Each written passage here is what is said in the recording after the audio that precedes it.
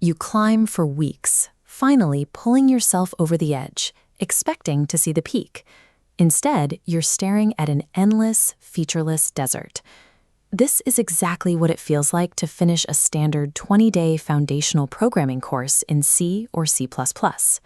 You know how to declare variables. You understand arrays, while loops, and how to structure basic functions. But when you open a blank text editor and try to build a real game engine or a web server, you freeze. The leap from typing syntax to engineering a working application feels impossible. This graph shows your progress over the last 3 weeks. You acquired syntax knowledge at a rapid, linear pace. Then you hit day 21. Your progress flatlines. You are trapped in the application gap. Watching another linear tutorial on how to write a for loop won't get you across this desert. Practicing syntax exercises does not teach you software architecture. The decision you make at this exact crossroad determines whether you spend the next 6 months building functional software or walking away entirely burned out. Getting past day 20 requires you to deliberately fracture your learning path. Pick a direction based on the exact software you want to build.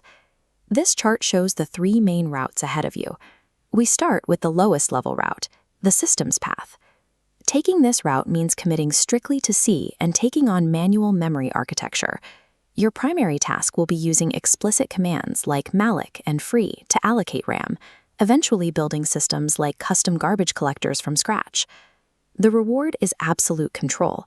You learn exactly how hardware interacts with software, allowing you to extract maximum execution speed from the machine. The cost is severe development friction. Instead of shipping new features to users, you will spend hours hunting down invisible memory leaks. This path trades developer productivity for raw hardware performance. It is strictly for those building the invisible engines that run beneath other software. If you want to stay in the C ecosystem, but actually build complex, high-performance applications, you look to the second option. Looking back at our math, we move to the application path. The barrier to entry here is high. You have to master the standard template library and learn how to manage resources safely using smart pointers.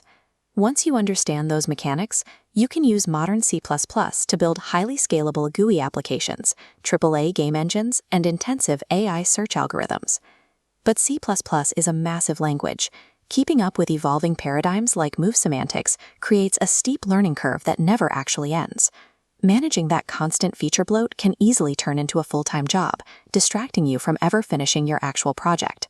Mastering modern C++ grants you the power to build elite software. But the language itself becomes a lifelong, complex discipline that must be constantly managed. Some developers are exhausted by low-level friction. They just want to ship products. That brings us to the third option. On our chart, this is the web and enterprise path. You take the logic and syntax you learned over the last 20 days and migrate it into C# and the ASP.NET framework. The immediate advantage here is automatic garbage collection. The environment handles memory management for you, removing that burden from your workflow entirely.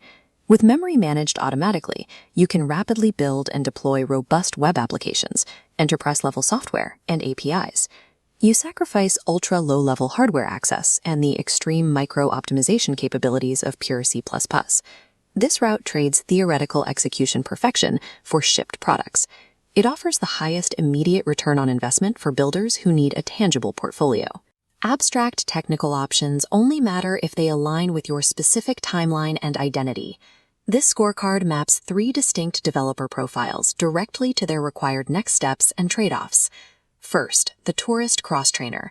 You mainly code in Python or JavaScript. Stop learning C right now.